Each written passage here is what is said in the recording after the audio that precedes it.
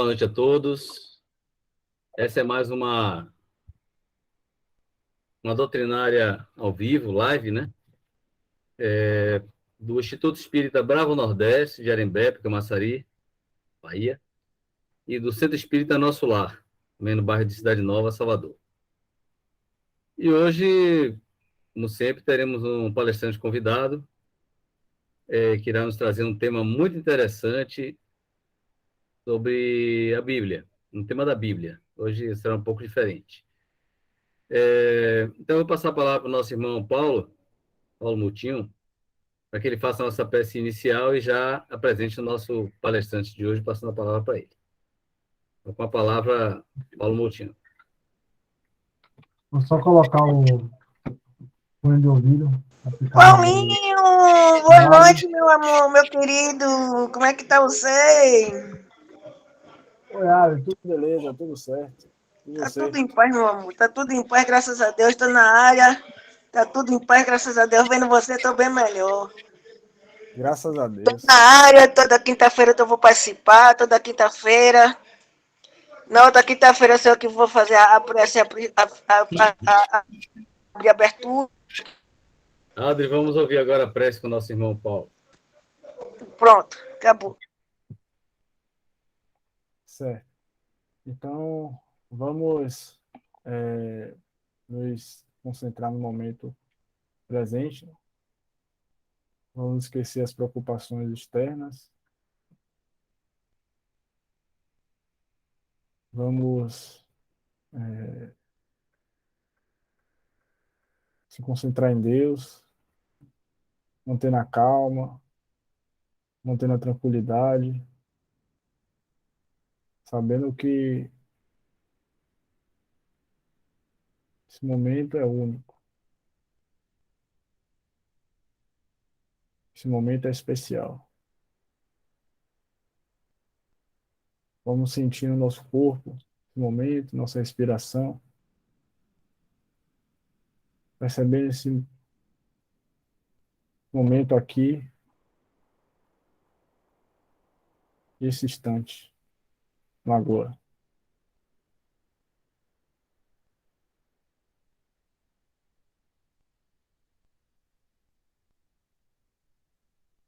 Deus, nosso Pai Celestial, nos ajude a nos mantermos em equilíbrio, nos ajude a não desviarmos da nossa rota, da nossa encarnação, que a gente possa não se importar com as asperezas do caminho, nem com tudo aquilo que nos dá medo. Nos ajude, Deus, para que a gente tenha fé na vida, fé no futuro e fé em nós mesmos, na nossa capacidade,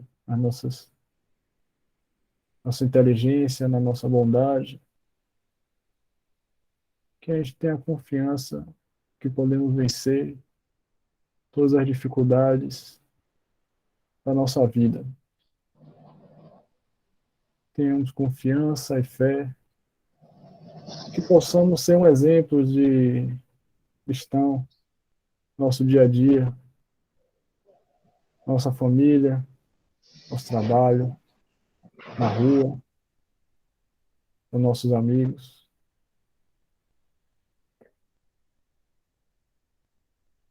Possamos guardar essa luz da autoconfiança para que a gente tenha mais capacidade de confiar em Deus, confiar no próximo, confiar no fluxo natural da vida. Muito obrigado, Deus, por esse momento. Que essa luz se expanda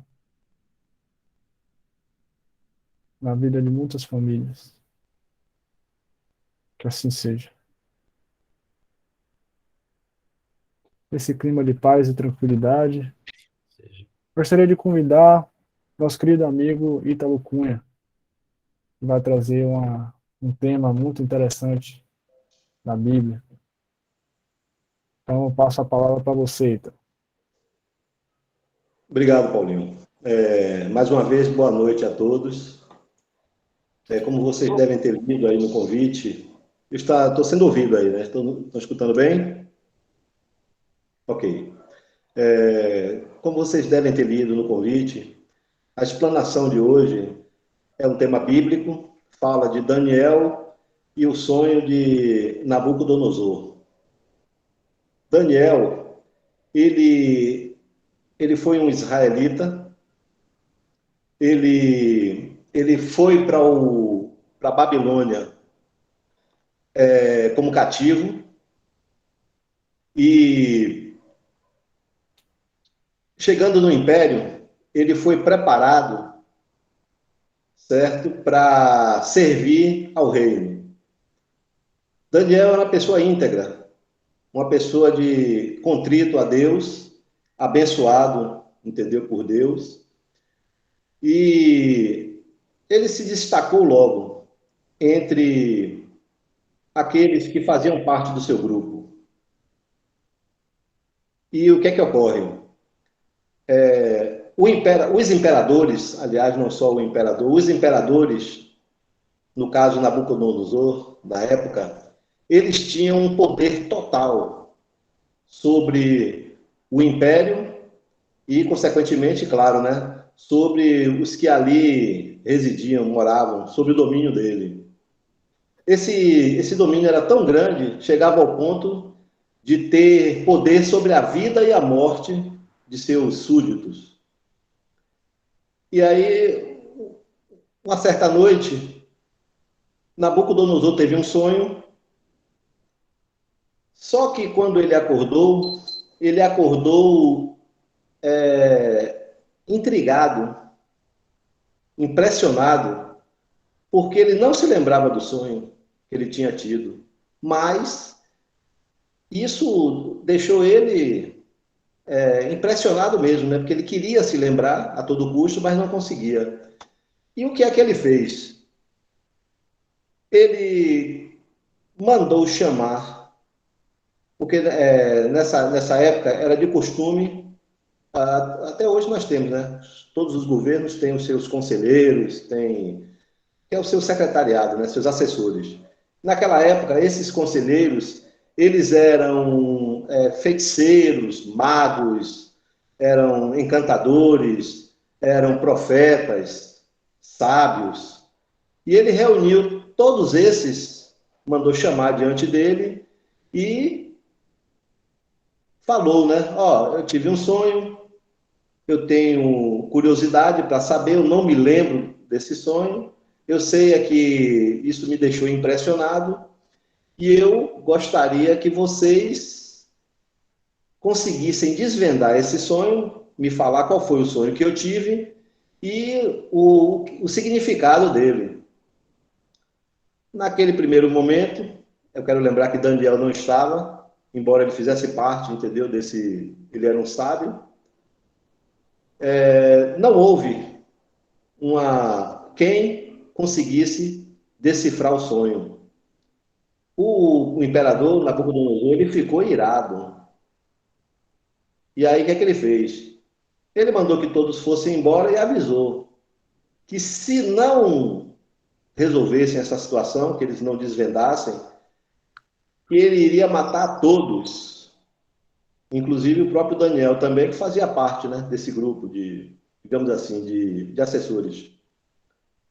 E aí Daniel, quando soube disso, ele se preocupou, é claro, né? Ele orou a Deus e foi dormir. No dia seguinte, ele acordou com a revelação. Creio que durante a noite ele deva ter sonhado, né? Que Deus deva ter iluminado a ele. Não sei assim dizer de qual foi a forma, mas ele foi iluminado, entendeu? Com o fato dele poder desvendar esse sonho. E aí ele procurou o imperador, Nabucodonosor, e aí relatou, entendeu, que ele sabia o que tinha ocorrido. E levaram ele diante do imperador. O imperador, ávido para saber, né, curioso,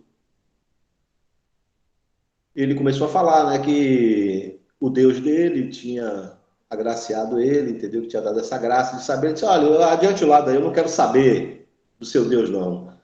Até mesmo porque naquela época existia o politeísmo, que perdurou por muitos, muitos impérios, né? Eles adoravam a vários deuses. E Nabucodonosor não tinha, digamos assim, não tinha o nosso Deus, o Deus verdadeiro, como seu mentor, né? O seu Deus principal, que aliás deveria ser único, né? Como Daniel o tinha como único. Bom, Daniel falou, diz que narrou para o rei. O rei, o senhor sonhou da seguinte forma: o senhor caminhava pelo seu espaço, seu reino, e nessa caminhada se deparou com uma imensa estátua, uma estátua de proporção gigantesca.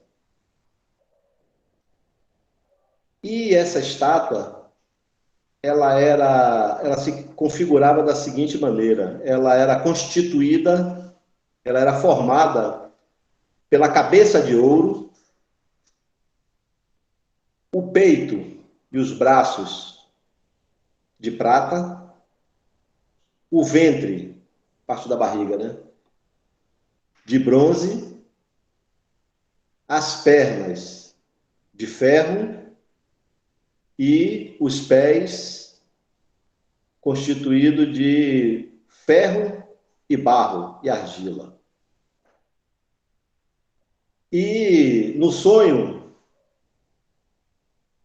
o senhor, diante da estátua, perplexo com aquela imagem, vinha uma pedra do alto de uma montanha, sem ser arremessada pela mão de ninguém, pela mão do homem, e essa pedra, ela atingia a estátua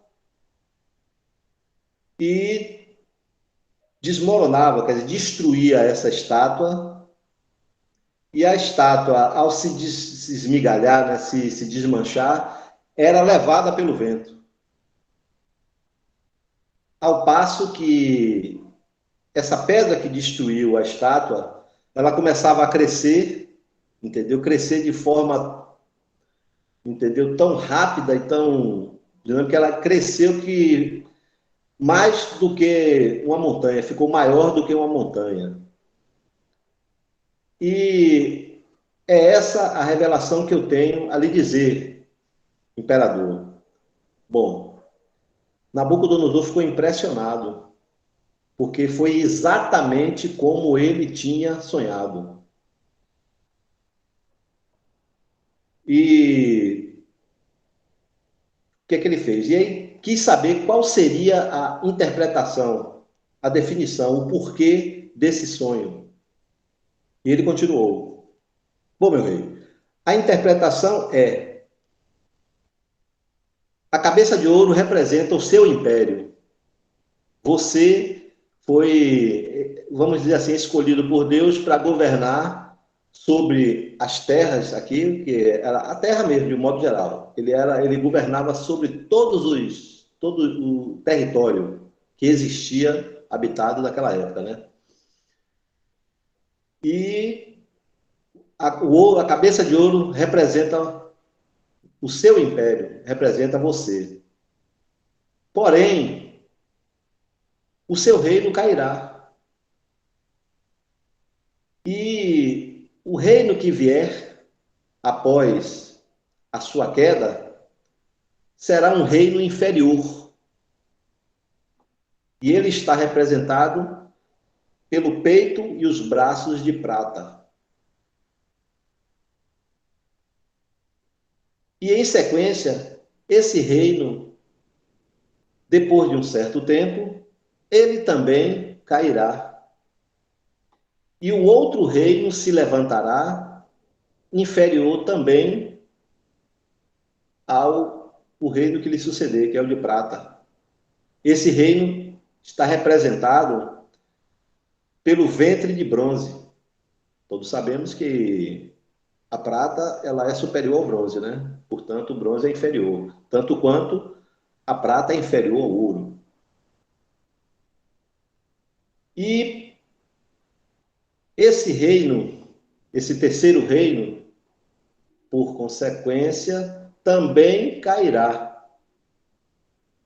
E esse próximo reino que se levantará, que será inferior por sua vez ao bronze, ele está representado pelas pernas de ferro.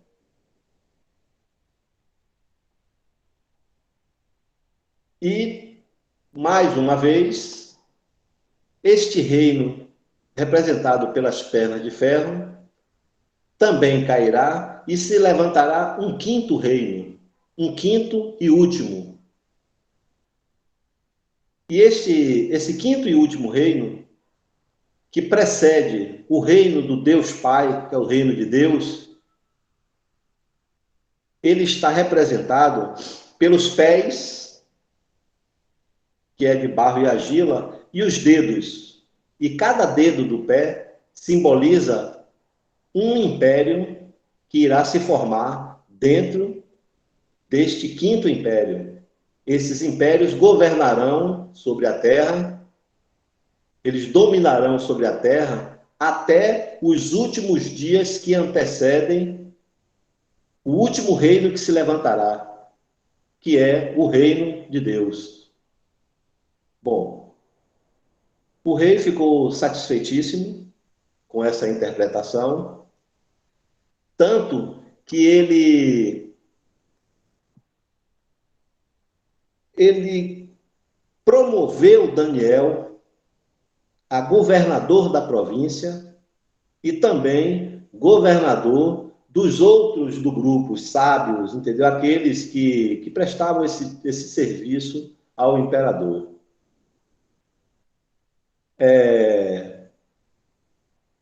O que ocorreu é o seguinte: Daniel, ele teve a descrição, anos depois, do significado desses três primeiros reinos. E aí já está, porque esse fato está no livro de Daniel, do sonho de Nabucodonosor, se eu não me engano, no capítulo 2. Eu não memorizo muito assim, não, os capítulos, né? Eu conheço a história, como eu mesmo lhe falei, Paulinho, que eu tenho assim, mas no capítulo 8, anos depois, Daniel teve a revelação desses três primeiros reinos, ouro, prata e bronze. E os reinos seguintes, que foram representados pelas pernas de ferro e pelos os pés e dedos de barro e argila, permaneceu um mistério. Mas a história, se a gente for pesquisar, for observar, ela mostra, ela diz quem são esses, está implícito, né? Quem foram esses impérios.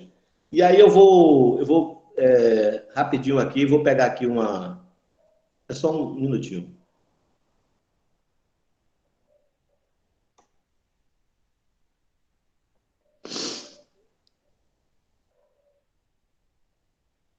Júnior, cadê aqui, meu filho?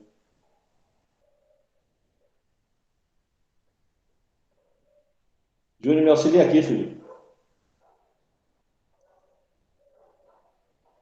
Um minutinho só, gente, que eu tô um pouco aqui meio... Você tá igual a mim, irmão Ítalo. Meu irmão, essa coisa de tecnologia. Júnior! Jovens tecnológicos, nossos filhos. Sem eles, né? Aqui é o meu assessor. Eu não sou Nabucodonosor, né? Mas, olha aqui, ó. Não deu certo. Sem eles, nós estaríamos perdidos, viu? Compartilhar. Isso. É compartilhar a tela, né? Mas cadê? Eu quero compartilhar. Cadê o mesmo lugar, filho? Pronto, beleza. Já entendi agora.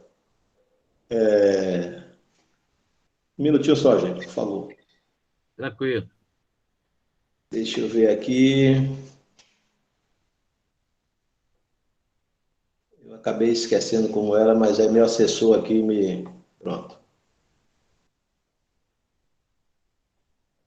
Bom, vocês estão vendo aí? Dá para ver, né?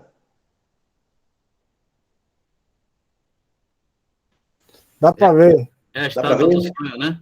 Dá para É, ver. aí a estátua ela tem a cabeça de ouro, que representa o Império Babilônico. Nabucodonosor, ele governou de 626 a.C. até 539, certo? E anos depois, Daniel, ele teve a revelação dos reinos que sucederiam Babilônia, que foi o Império Medo e Pérsia. Isso está revelado, com nomes e tudo mais. Digamos assim, nesse sonho que Daniel teve anos mais tarde. Certo? E aí, o Império, o Império Medo-Persa, ele teve início com a queda, claro, com a queda do Império Babilônico, e foram, na verdade, houve um desdobramento, vamos dizer assim. Quem governou, quem imperou durante essa época, durante esse período, foram os medos e os persas. Em seguida, veio o Império Grego, revelado também, com nome e tudo mais, certo? Foi o terceiro império. Já o quarto império, como eu falei, permaneceu um mistério até os tempos atuais, certo? Aí veja bem, na época do Império Medo-Persa, que foi governado por Ciro e Dário, não sei necessariamente nessa mesma ordem, eu não me recordo muito bem.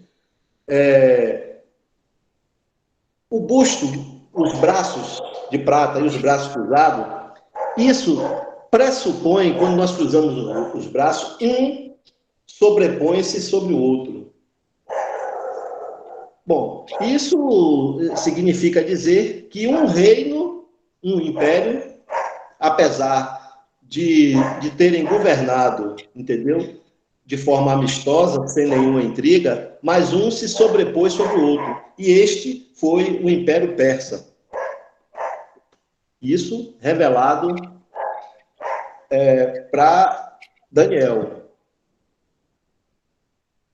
O Império Grego, entendeu? Que é representado pelo o ventre, entendeu?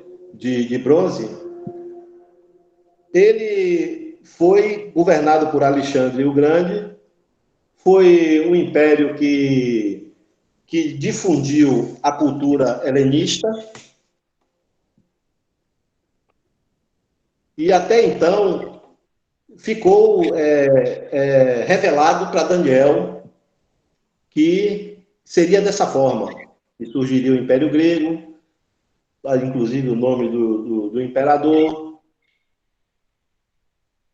e a partir daí estabeleceu-se um mistério, porque Daniel não teve uma revelação dos reinos que viriam. E aí vem a questão histórica, a história mostra que, em seguida ao Império Grego, levantou-se o Império Romano. O Império Romano, ele surgiu em 30, se eu não me engano, antes de Cristo, em 30 anos de Cristo, e ele durou até 446, não, até 476 depois de Cristo. E aí foram vários imperadores, começou com Augusto, por aí vai, né? Teve César, Cláudio, foram vários os imperadores. Mas esse Império Romano, que é o quarto império, ele teve um desdobramento, vamos dizer assim, no ano 276 depois de Cristo, como vocês podem ver aí na figura. Ele se foi dividido em 286.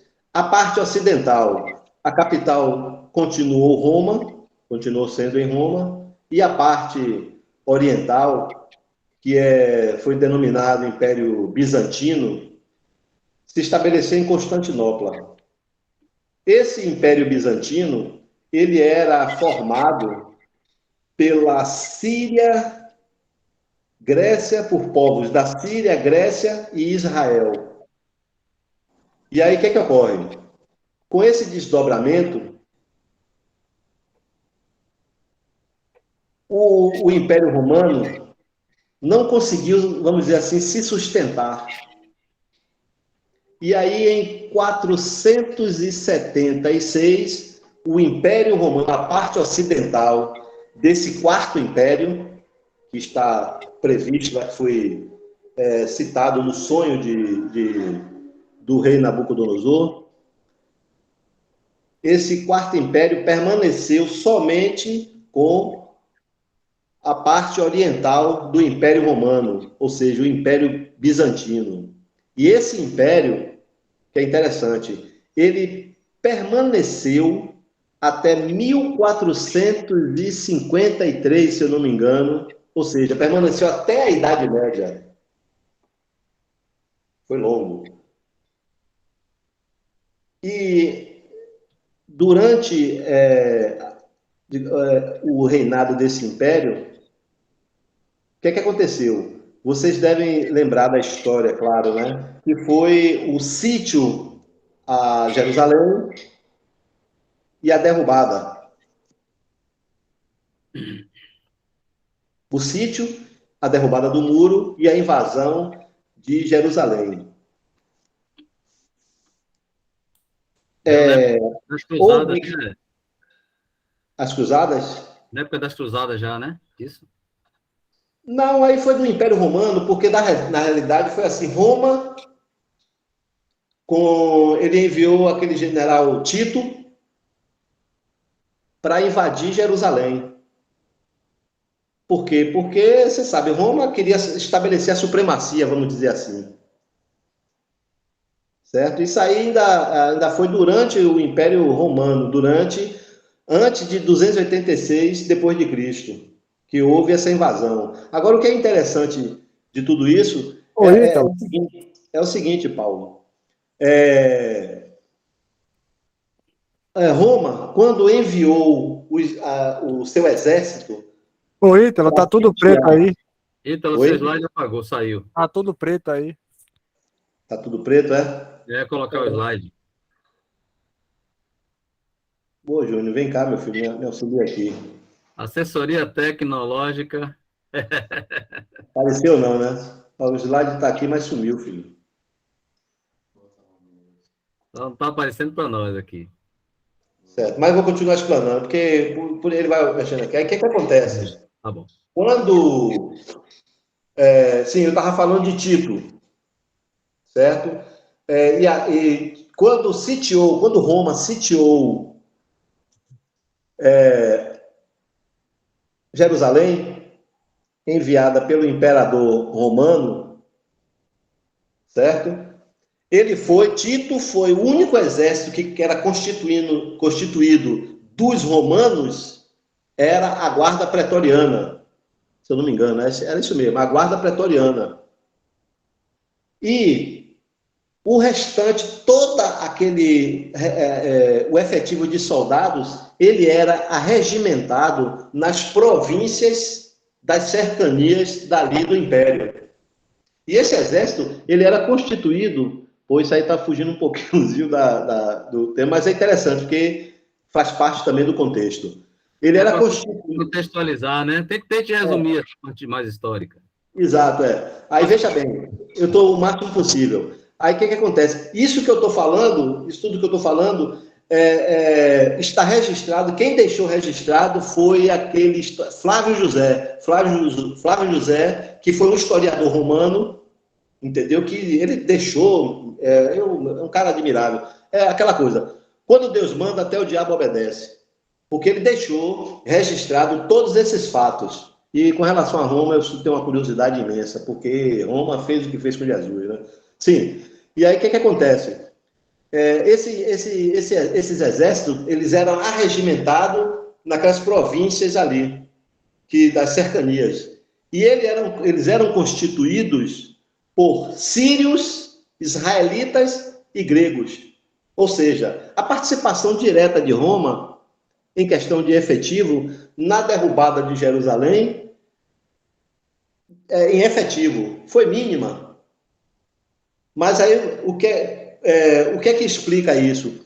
Explica isso em Apocalipse, João, se eu não me engano, 17, ele teve uma revelação, João, de que a cidade seria invadida pelo governante da época, auxiliado por aqueles, entendeu, que digamos assim, que iriam se voluntariar para derrubar Jerusalém. Bom, a conclusão disso aí, a gente tem que ter um certo tato para falar, entendeu? Porque ele se refere, o governante que virá, ele se refere ao anticristo mesmo, entendeu, gente? Agora sim, voltando à questão do império, como eu estava em 1453, que foi a queda do Império Bizantino, o Império do Oriente. Com a queda do Império do Oriente, que não deixar de ser romano, que era Roma Oriental, levantou-se o Império Otomano. Esse império, ele durou até 1922. Você vê, né, que a história ela é tão antiga e ao mesmo tempo tão recente. Quer dizer, a história, eu diria assim,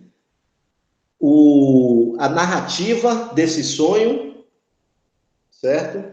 O aviso, o sobreaviso que Deus enviou, porque na verdade isso é um aviso, foi um aviso, entendeu? Do que iria preceder até que se chegasse aonde nós chegamos na atualidade, na história recente, certo? Esse Império Otomano, ele acabou em 1922, aí caiu o último império, e aí começou-se a se levantar o Quinto Império. Eu quero ressaltar que na revelação foi dito que esse último império, esse quinto império, representado pelos pés e pelos dedos dos pés, simbolizando que se levantariam 10 nações, como, vamos dizer assim, como quem profetiza o Apocalipse. É claro que o Apocalipse não quer dizer a destruição total da Terra, entendeu? Isso é uma linguagem simbólica, vamos dizer dessa forma. E aí, o que acontece? Em 1922, com a queda, começou o levante do quinto e último império, como está previsto no sonho de Nabucodonosor e nas revelações a Daniel, assim, anos depois. Certo? E aí, com a história desse quinto império, foi revelada que esses 10 dedos, como eu falei, e quando se levantasse o último império, aí sim haveria o fim de tudo isso e levantaria-se o último império de todos, que será o império de Cristo. E aí, meus amigos, meus irmãos mesmo, nós estamos a exatos 100 anos da queda desse último império. Estão escutando? Não sei, estou falando sozinho não, né? Não, estou escutando. Meu filho tá falando, me disse aqui. Tem Certo? umas 15 pessoas lhe escutando. Pronto, que bom. Nós estamos, 1922, a queda do último império. Deu-se o início do último, quer dizer, do que caiu, do quarto império. E aí iniciou-se o quinto e último império que precederia o império de Jesus. Estou sendo repetitivo. Certo? 1922, estamos em 2022, ou seja, se passou um século, mas na revelação é dito a João e a Daniel que este seria o império que não teria a duração dos outros impérios.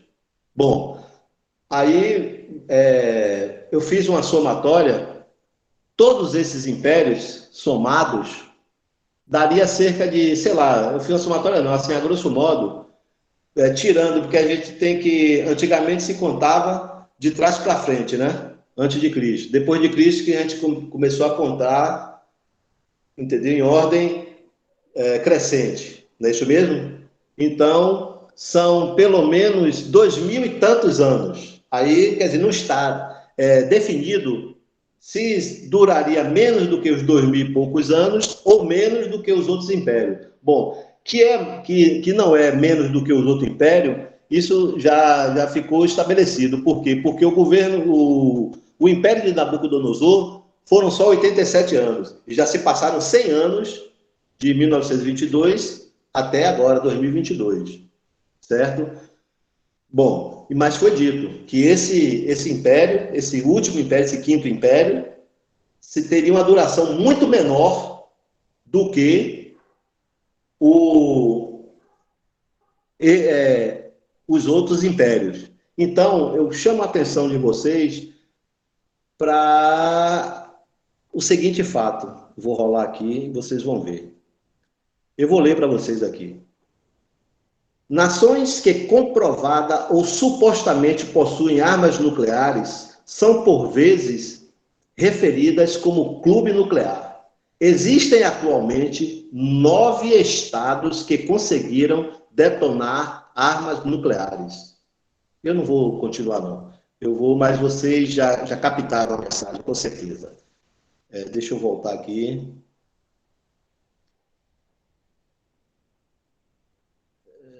Parar de compartilhamento. Pronto. Certo? Vejam bem. Deus, em sua infinita bondade, em seu infinito amor, desde aquela época, ele enviou Daniel para trazer, porque de certa forma, trocando em miúdos, Daniel foi o interlocutor. Nabucodonosor foi, vamos dizer assim, o aparelho transmissor, receptor dessa mensagem, e Daniel foi lá e decodificou essa mensagem. Trouxe para a luz do mundo propriamente, do mundo mesmo. Porque e são fatos que até o terceiro império, o Império Grego, anos depois foi revelado a Daniel, com nomes, com tudo. Está lá no livro de Daniel, capítulo 8. E aí, continua. Esse amor de Deus por nós continua. É por isso que eu acho que vocês já me ouviram falar, verbalizar, que eu não digo isso por vaidade, por arrogância. É por entendimento mesmo, gente. É por entendimento. Eu acho que o fato de nós sermos espíritas nos coloca um passo à frente de qualquer uma outra religião. Mas eu falo isso com humildade, com um sentimento puro mesmo no coração. Por quê? Porque nós já lidamos diretamente com esses fenômenos que são temidos por muitos que são religiosos. Eu não quero aqui apontar o dedo, mas é temido por muitos. Nós sabemos disso. Tanto é que nós, por vezes, somos chamados de bruxos, entendeu? Somos taxados, discriminados mesmo, mas isso não vem ao caso. Nós viemos aqui para isso mesmo, certo? E aí, voltando, Deus, como eu falei, continua. Deus, em sua infinita bondade, mais uma vez, ele mandou um outro mensageiro,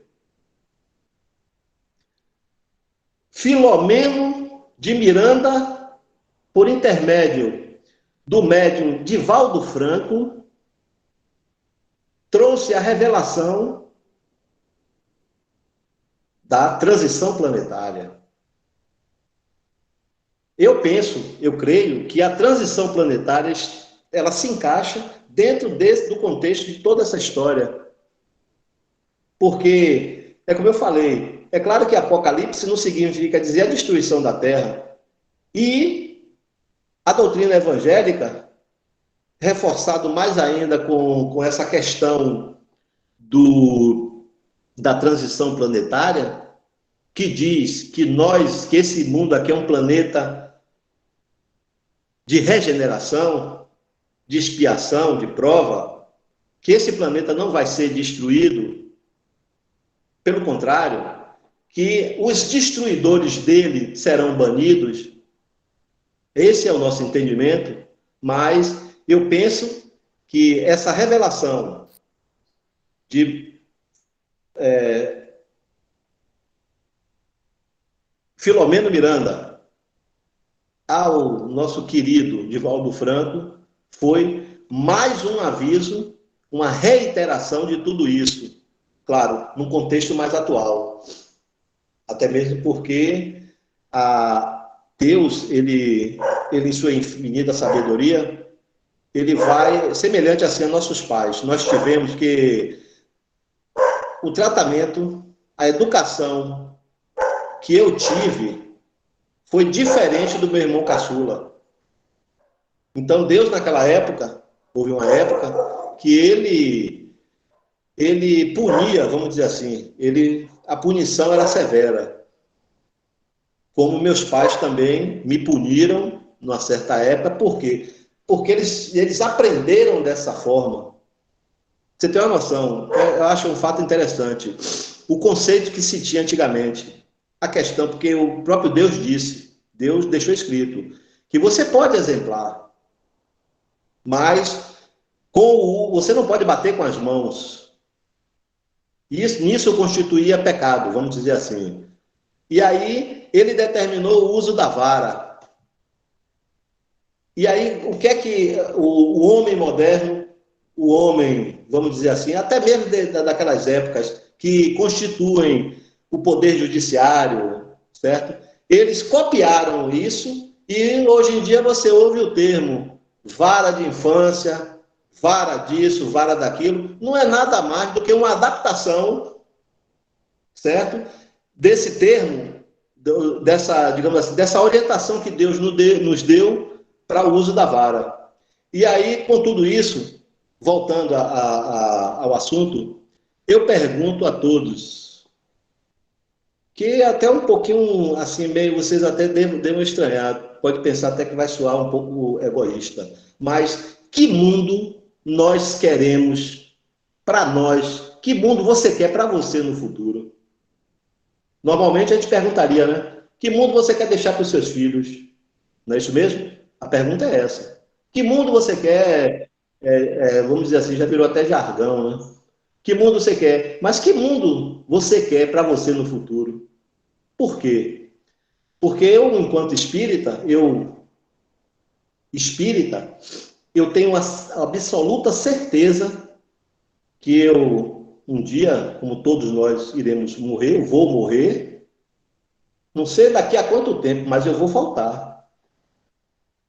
E quando eu voltar, que bom seria, né? Se eu já tivesse preparado antes, para quando eu voltar encontrar um mundo,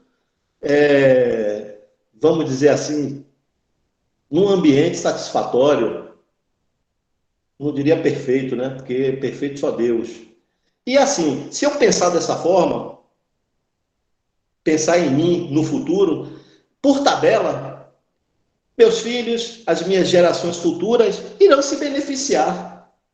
Só que, vamos dizer assim, a curto prazo, né? E para mim não, para a gente não é a longo prazo. Eu não sei, nós não sabemos quando nós iremos voltar, Não é verdade? E é isso aí, gente. Fica a reflexão. Eu acho que já devo até ter passado um pouco do tempo, né, Paulo? Mas é isso que eu queria falar para vocês. E aí, muito obrigado pela atenção de todos. Espero que eu tenha pelo menos uma gotinhazinha, entendeu? No conhecimento de vocês.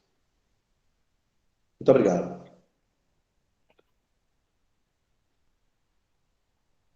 Valeu, irmão Ítalo. Eu, em nome de todo o grupo aí, eu quero agradecer a você pelo trabalho, pela preparação aí, pelo estudo histórico, né? Pela tanta informação que você nos trouxe. Inclusive por ser também um tema diferente, né? Que geralmente a gente tem trabalhado mais temas já da doutrina espírita mesmo, do evangelho, do livro dos espíritos, ou da vida atual, mas sob a ótica espírita. E você nos trouxe uma outra visão, que nos faz também refletir bastante, né? De que a gente percebe que Deus, ao longo da história da humanidade, lembrando sempre que Jesus Cristo sempre esteve no comando desse processo, que muitas fontes de informação que vêm do plano espiritual são unânimes em dizer, né? Inclusive o próprio Emmanuel falou isso várias vezes, no livro A Caminho da Luz também ele fala claramente que Jesus é o governador da Terra desde antes da formação do mundo. Ele foi responsável até por esse processo de formação da Terra. Veja que espírito de milhões de anos cuida de nós como coletividade, né? Como humanidade. Então, assim, ao longo desse caminho, Emmanuel fala também que todos aqueles grandes mensageiros, missionários que vieram ao longo da história da humanidade em várias civilizações, em vários povos, né? Como os profetas hebreus, né? O próprio Daniel, Josué, Jeremias e Abraão, toda essa turma aí, e outros, né? Zoroastro, enfim, de outras civilizações, de outras linhas de civilização, todos eles foram mensageiros, foram enviados por Cristo para ir ajudando a humanidade de cada época, de cada civilização, a ir avançando, embora aos poucos, né? Porque era a condição que se tinha na época. Então, ele só veio aqui, só encarnou entre nós, naquele momento crucial que era necessário para nos trazer a mensagem do amor, do perdão, né? Para aproveitar aquele conhecimento que o povo hebreu já tinha, e aquela fé e confiança no Deus único, Pai, Criador de tudo e de todos, para dar uma nova roupagem àquele ensinamento que Moisés já tinha trazido, com os 10 mandamentos e os outros profetas também. Então, ele, o próprio governador da terra, desceu até nós. Imagine a dificuldade que houve para que isso acontecesse, para trazer essa mensagem pura. Na época, os historiadores da época não deram muita importância a ele. Os que registraram a história do povo hebreu, até romanos mesmo, enfim, não deram importância muito grande a ele, não. Mas com o passar do tempo, a sua mensagem se tornou tão permanente, eterna, que a temporalidade da história humana se dividiu em antes de Jesus e depois de Jesus, né? Passou a ser contado assim depois, né? Com o tempo, com o crescimento da Igreja Católica. Mas eu anotei alguns detalhezinhos aqui da sua fala que me chamaram a atenção. Eu vou pedir para o pessoal ter um pouquinho de paciência, um tempinho, né? O Velho Testamento da Bíblia traz principalmente a história do povo hebreu, né? Desde o início e tal. Hoje a gente tem várias informações de que, na verdade, viemos, né, uma boa parte da humanidade veio de fora, né? Isso que está acontecendo hoje na Terra, que nós espíritas já temos conhecimento, não só através do livro de Filomeno de Miranda, Manuel Filomeno de Miranda, que você falou, é muito interessante, Transição Planetária, que fala claramente de tudo que está acontecendo, da chegada de espíritos já iluminados para ajudar na transição, acelerar a transição, e também na retirada da Terra de espíritos recalcitrantes no erro, assim, ao longo de séculos e séculos, que causam sofrimento muito grande com o seu comportamento aqui na Terra, depois de muitas chances, milhões ainda estão tendo uma última oportunidade agora, mas estão, uma boa parte deles, repetindo os erros, e ao deixar a Terra não reencarnarão mais aqui. Essa informação que a gente tem recebido assim, frequentemente. Mas não só Manuel Filomeno de Miranda. Também os livros de Kardec trazem essa informação da transição planetária. Então, é muito interessante que você nos trouxe, porque esses períodos que aquelas visões de Daniel e de outros profetas também, do próprio João, né? Já foi bem depois, tiveram na época, encaixa de forma quase, assim, na nossa limitada visão, quase perfeita, com o término desse período de expiação e provas e o início do período de regeneração, que é justamente o final do século dos anos 1800, início dos anos 1900, e agora ano 2000, com a chegada mesmo mais intensa dessa transição. Né? Alguns até falam de algumas datas, que esse período iria findar aí por volta dos anos de 2050 e alguma coisa, né? Até atribuem a Chico Xavier essa informação, a gente não tem certeza absoluta, mas é muito falado no meio espírita isso. Mas o fato é que nós estamos vendo acontecer, nós estamos fazendo parte disso. Então, essas visões que foram trazidas pelos mensageiros do Cristo do passado foram para alertar a humanidade, para chamar a atenção e dizer, olha, vamos, né? Vamos porque o negócio vem aí, né? A mudança está vindo aí, e se o famoso, faladíssimo reino de Deus, né? O reino de Deus na Terra, ou o império de Jesus, como você falou, muito interessante também essa colocação, é o que está chegando agora após essa fase de transição.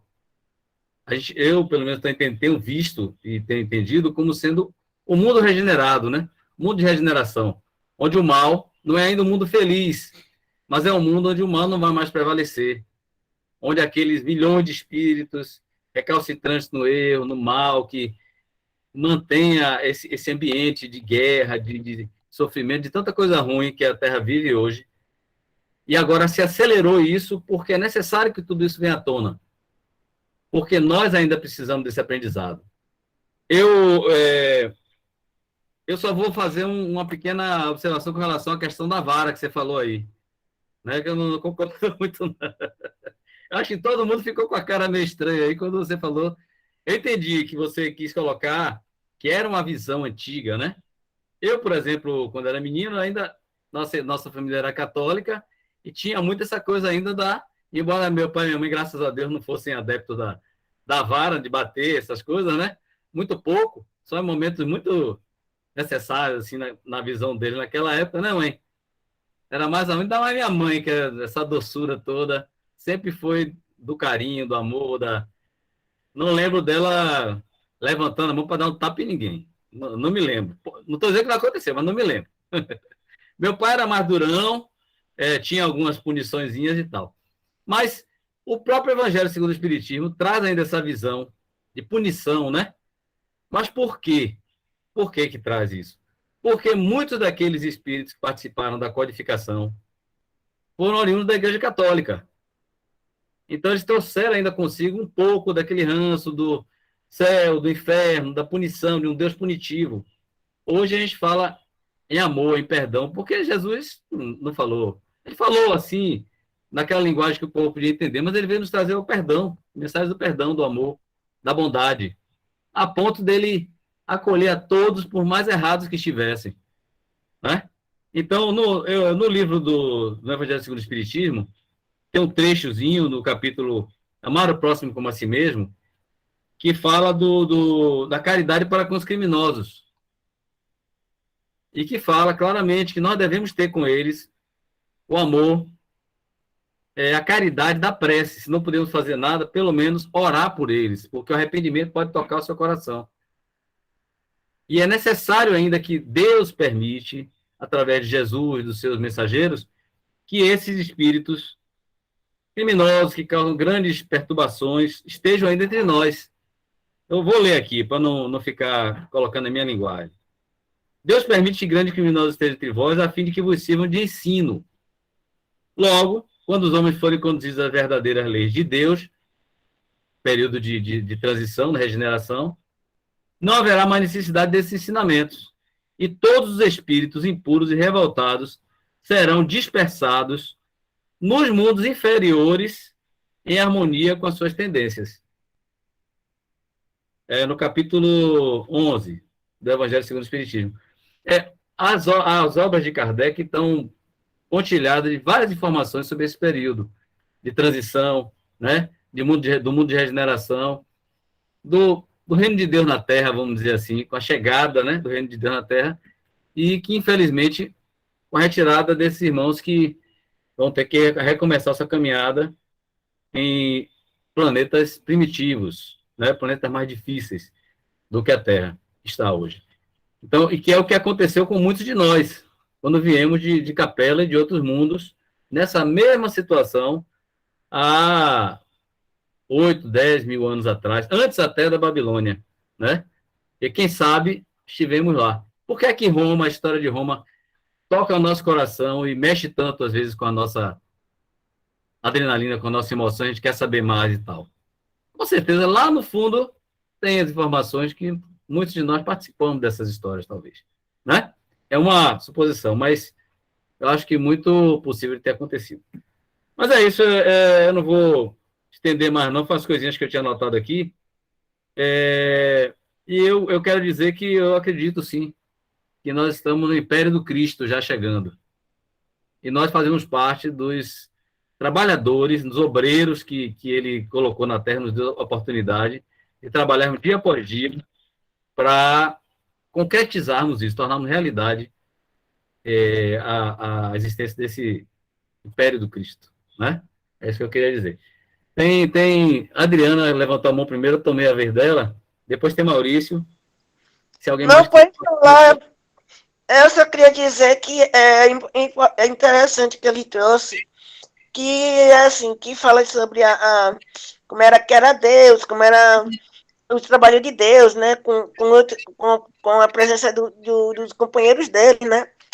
É interessante porque traz essas informações. É isso que eu quero dizer. Valeu. Maurício.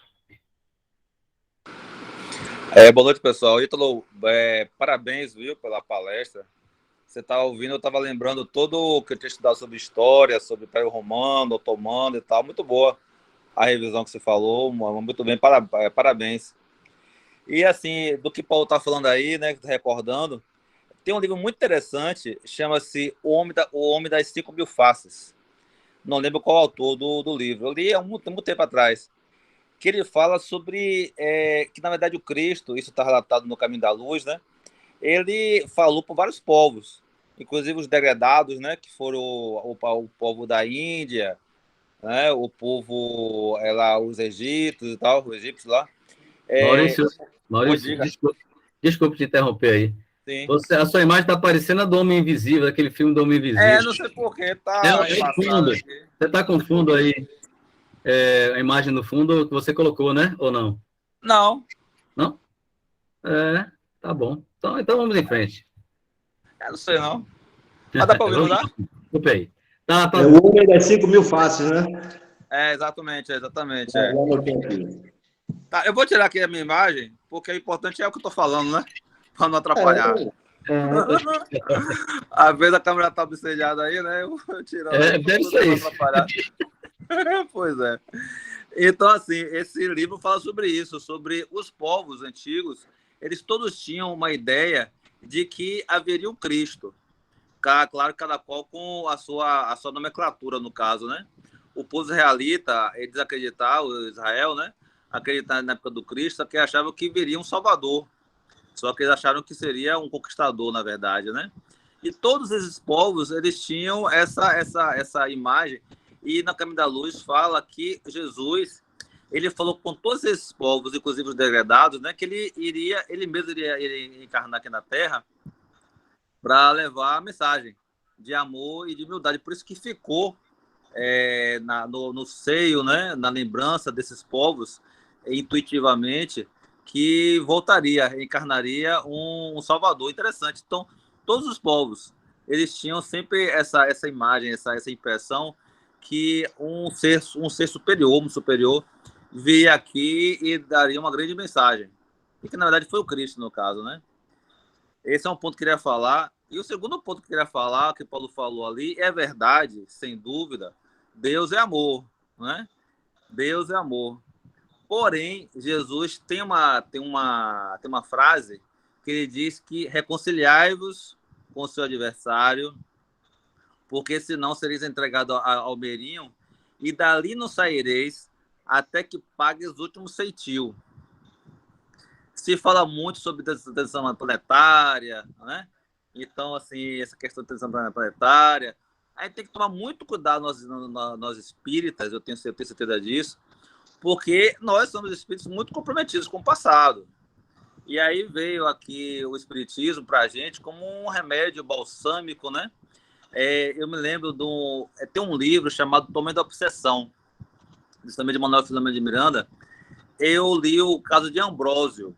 Quem tiver depois a oportunidade de ler essa parte do livro, né, de Ambrósio, que é impressionante.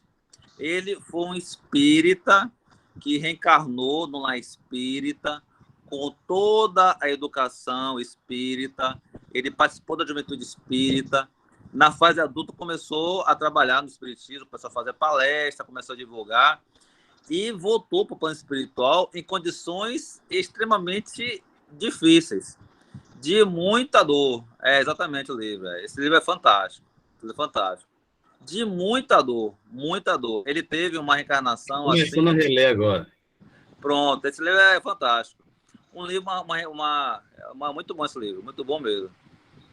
Então ele teve uma reencarnação trágica. Ele falhou na reencarnação dele de maneira assim trágica.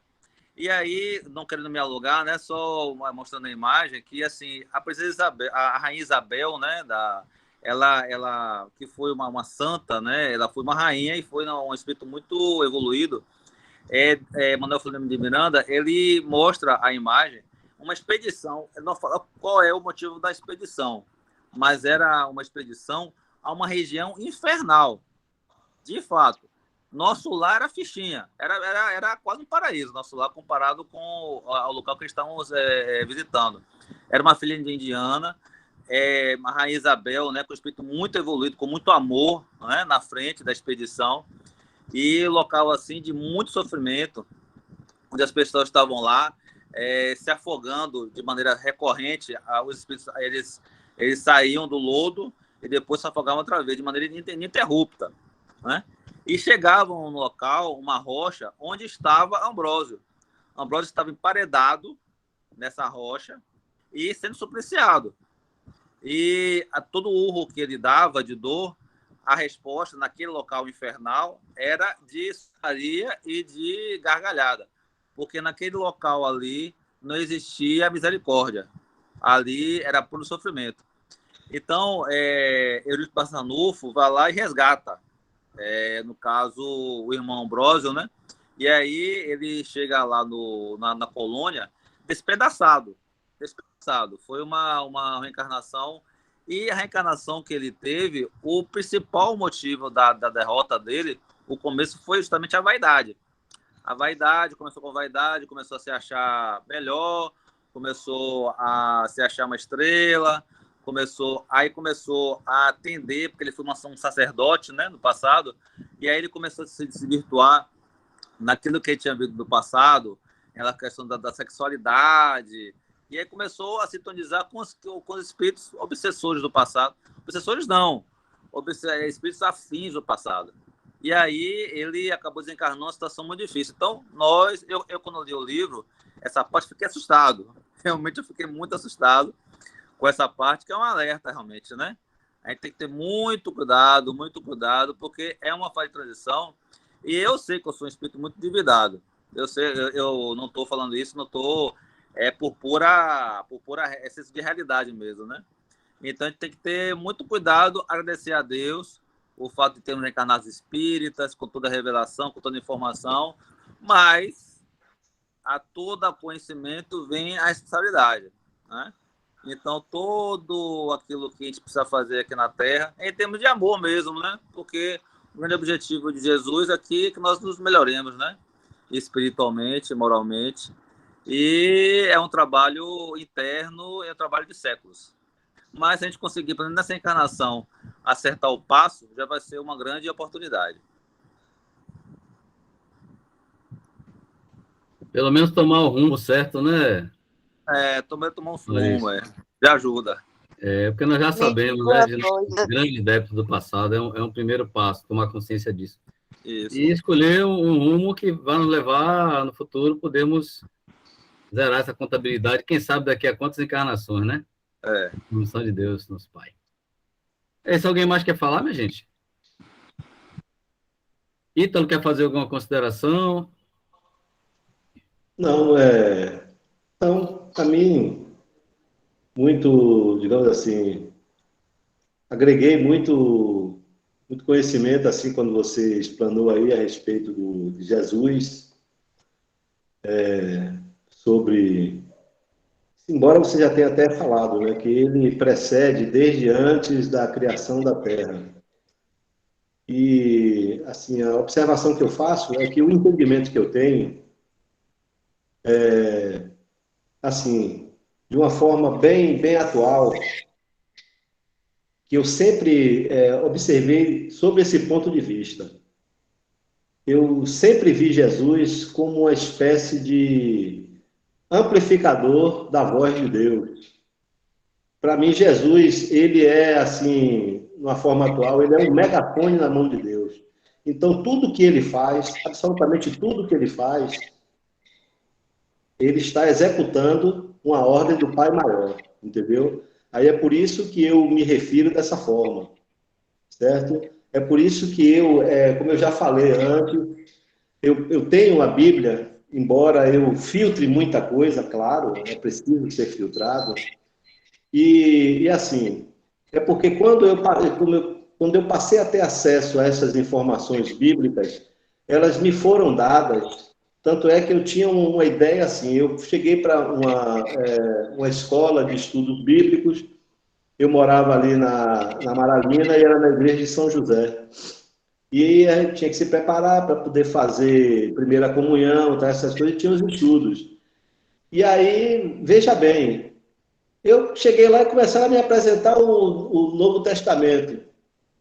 E aí era o quê? A mesma história contada por Pedro, Paulo, a mesma história. Pô, para mim não sei, eu não consigo assim me definir naquela época, mas era meio que maçante, entendeu? Eu ter que estudar e falar a mesma coisa repetida por diversos apóstolos, né?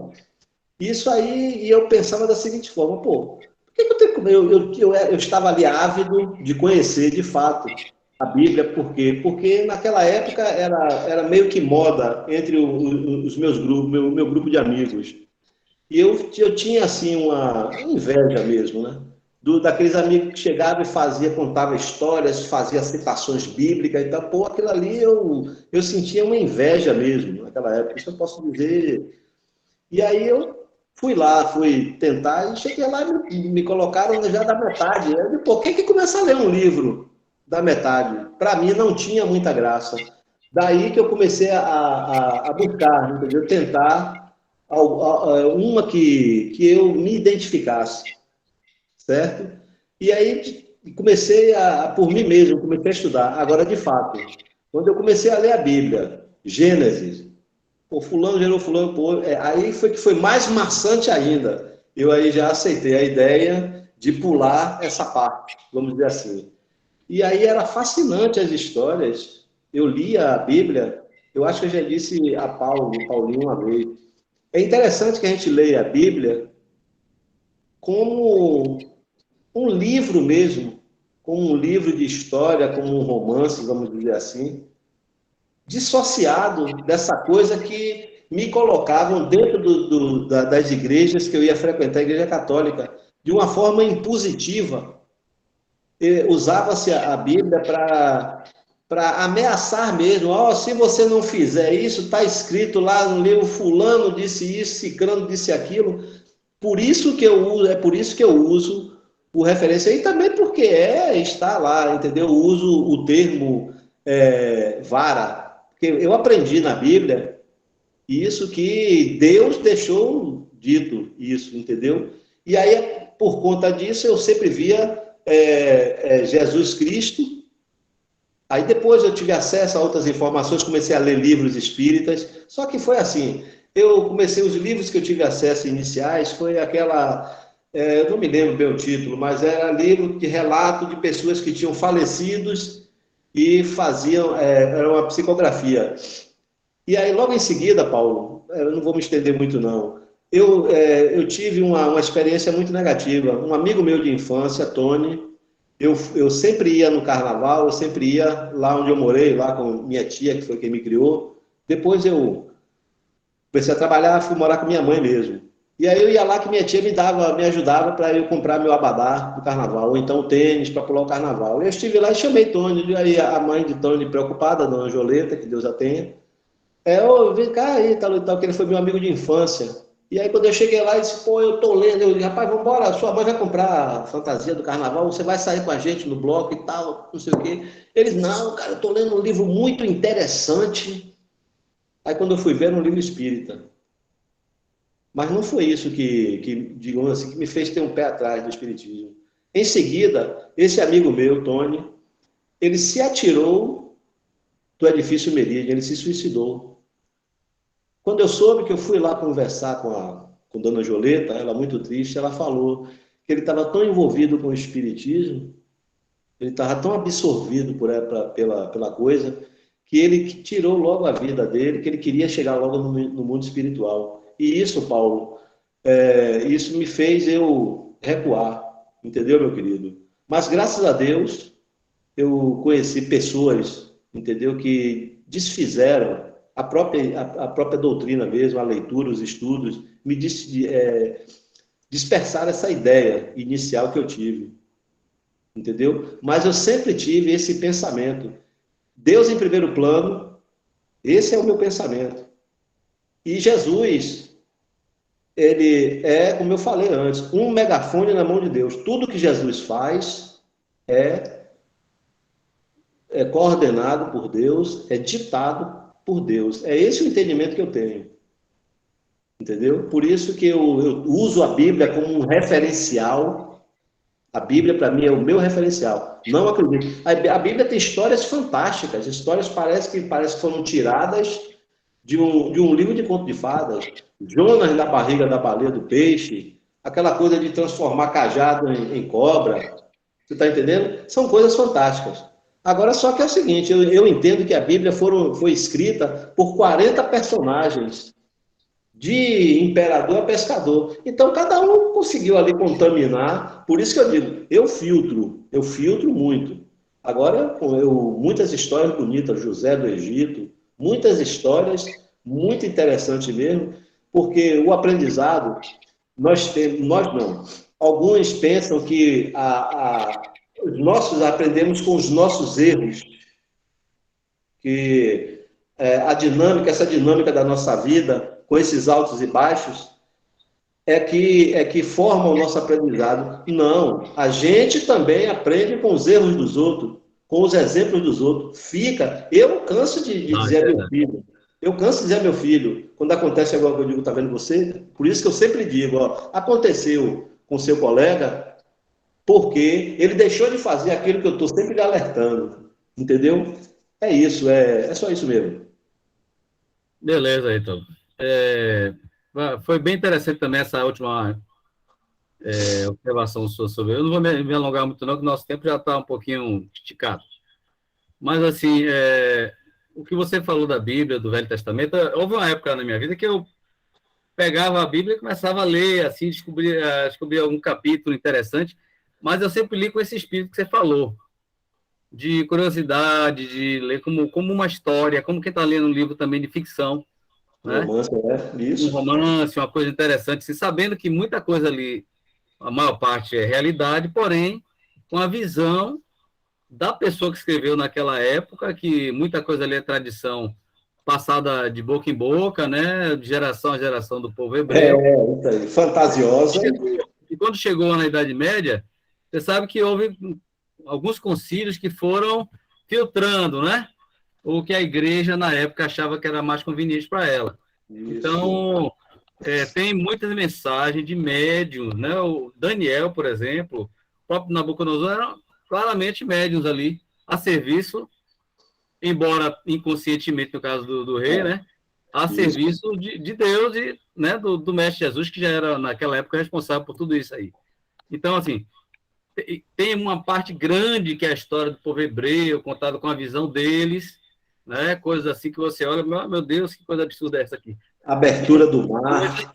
Mensagens que tinham o objetivo de fazer a humanidade avançar, moralmente, espiritualmente, né?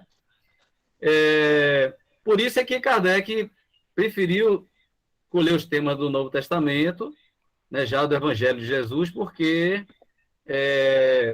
o Velho Testamento, embora tenha todas essas mensagens daqueles médiuns, né, profetas e tal, foram importantes, muito importantes, né, formando aquela consciência do Deus único e tudo mais, mas o Novo Testamento já está mais mastigadinho, né? Já é a mensagem do Mestre decodificando aqueles ensinamentos do passado.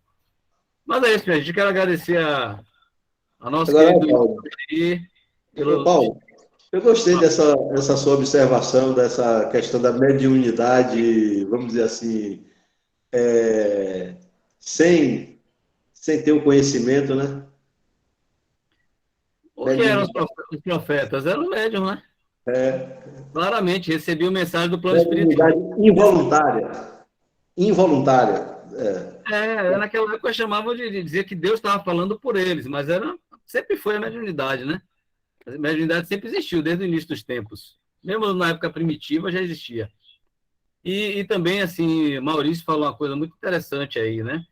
E a gente já leu várias coisas, esse é um assunto que me fascina demais, sobre essa transmigração de almas, né? De outros mundos, no momento de transição planetária que nós estamos passando agora, que foi necessário que espíritos saíssem de lá para que a evolução fosse mais rápida, né? Então, muitos de nós, viemos para cá, na época mais primitiva da humanidade, um pouco antes da história formal aí, e tem até estudiosos que dizem que vários povos vieram, né? Mas é uma coisa para falar no outro momento, eu não quero estender, não. E hoje nós nos encontramos no momento, novamente, nessa encruzilhada, vamos dizer assim, em que temos que decidir, não há mais tempo para ficar deixando para depois.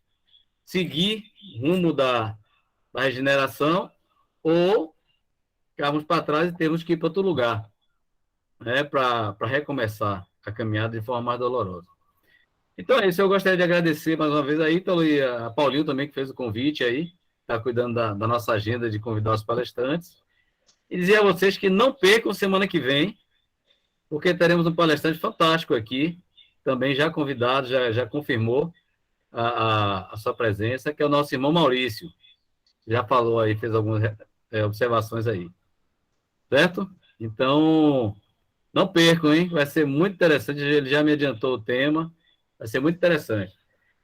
Então, vamos, sem mais delongas, passar agora a palavra para a nossa irmã Beth, para que faça a nossa prece de encerramento. Está sem microfone, mãe. Quem foi sacerdote? Toca no microfoninho aí. Quem foi sacerdote?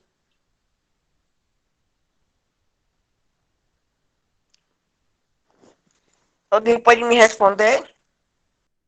O quê, Adri?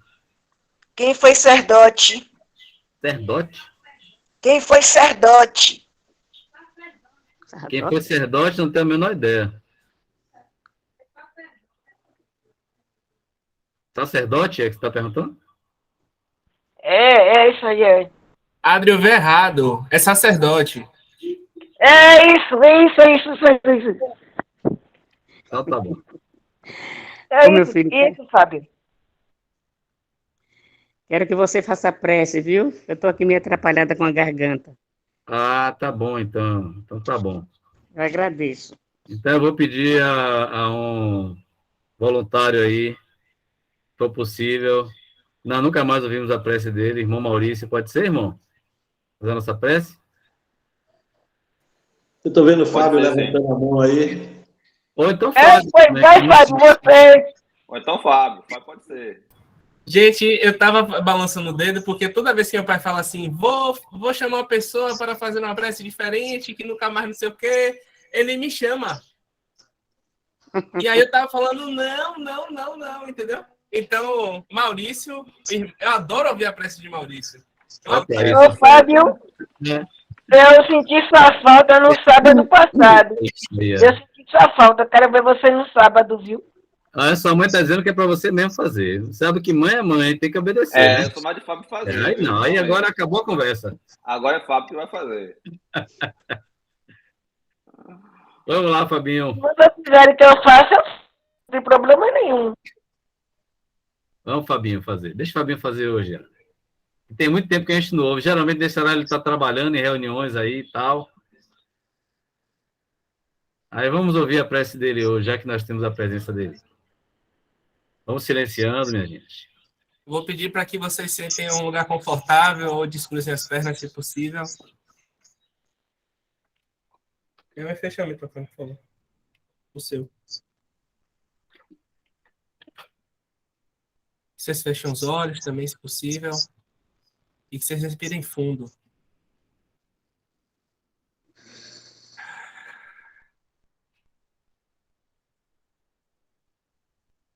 O estado de presença ajuda a sentir a energia da prece. Amigo Mestre Jesus, agradecemos pela oportunidade de estarmos, mesmo que sem a nossa presença, que a gente consiga se conectar através da internet, do celular, debater conteúdos tão interessantes, tão bons, que agregam tanto. Agradecemos ao nosso amigo Ítalo pela vitalidade, pelo estudo, pela vontade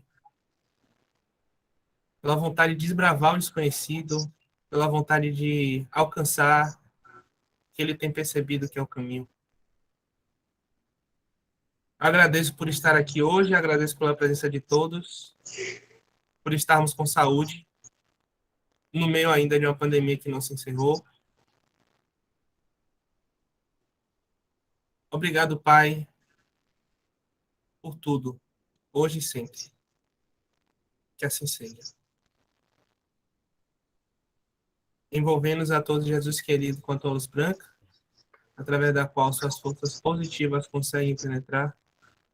Envolvendo-nos a todos, Jesus querido, com a tua luz branca, através da qual suas forças conseguem penetrar. Ó Maria, luz resplandecente, Mãe de Jesus, suplicar a Deus por nós pecadores, agora e na hora da nossa redenção, que a paz e o poder de Deus esteja sempre com todos nós, filhos do Senhor. Que assim seja.